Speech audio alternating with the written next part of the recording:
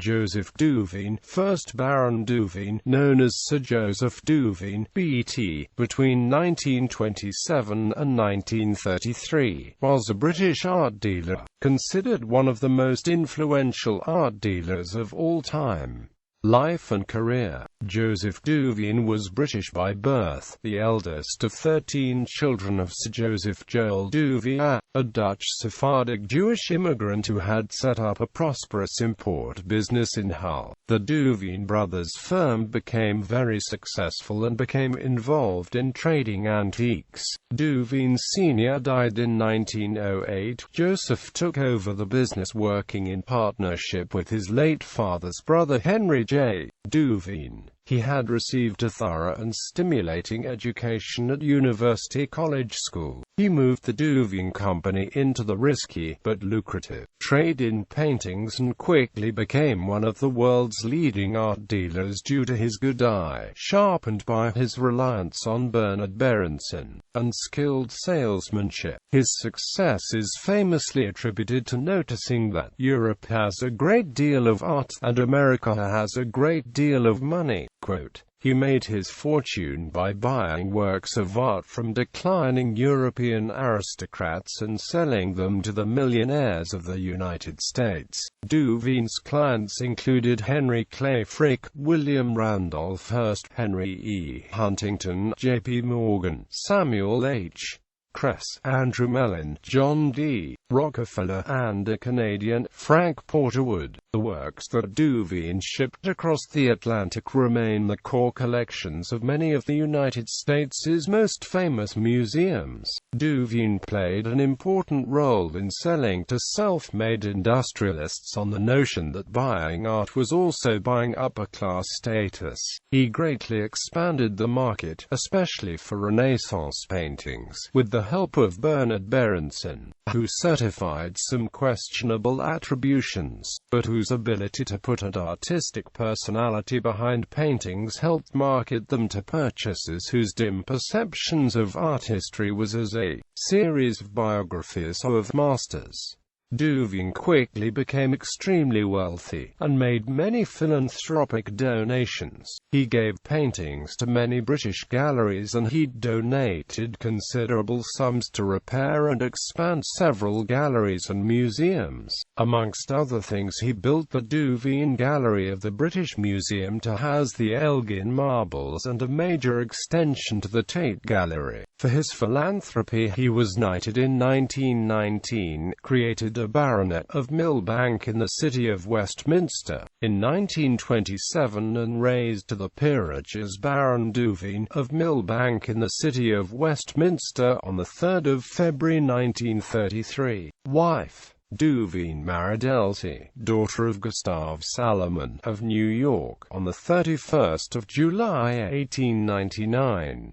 They had one daughter, Dorothy Rose. She married, firstly, Sir William Francis Cuthbert Garthwaite, DSc 2nd BT, on the 23rd of July 1931, and secondly, in 1938, Brian Hartop Burns, B.A.B., CHF, RCS, orthopedic surgeon to St George's Hospital of Upper Wimpole Street, London. Controversy. In 1921, Duveen was sued by André Hahn for $500,000 following his comments questioning the authenticity of a version of the Da Vinci painting La Belle Ferronnier that she owned and had planned to sell. The court case took 7 years to come to trial, and after the first jury returned an open verdict, Duveen agreed to settle, paying Hahn $60,000 plus court costs.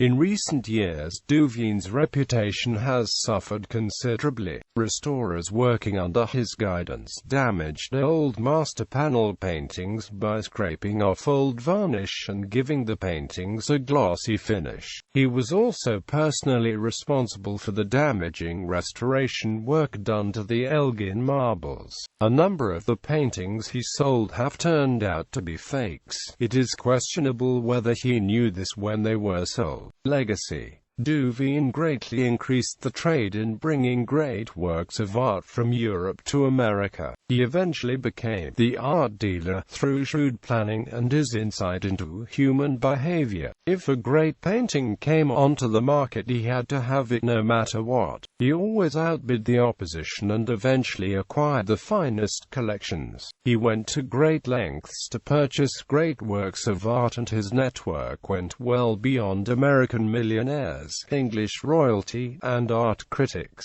He also relied heavily on valets, maids, and butlers of his own household and those of his clients, because he was capable of making potentially generous payments to top-flight servants. He was often rewarded with information to which other art dealers never had access.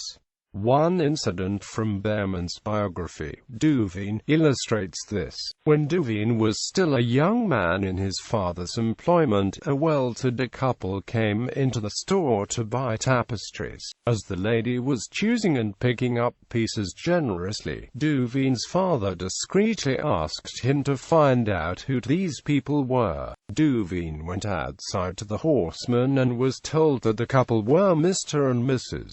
Guinness. Duveen wrote the names and slipped it on a piece of paper to his father. When the lady was almost finished, she innocently asked, "We're buying so many tapestries, you must be wondering why." Duveen's father immediately beamed and said, "Of course not, Lady Guinness. You have so many beautiful homes. You will need more than one tapestry to decorate them." The Guinnesses were subsequently ennobled in the 1890s. Duveen had successfully flattered Mrs. Guinness by addressing her as Lady Guinness. Duveen played a large part in forming many of the collections that are now in American museums, for example the Frick collection in New York, the Frank P. Wood collection at the Art Gallery of Ontario, the Huntington Library, and the Mellon and Kress collections now in the National Gallery of Art in Washington and elsewhere. Duveen exploited his American clients' wish for immortality through buying great works of art, an ambition in which they were successful. Today only economic historians can name the rich partners of Frick, Mellon or Morgan.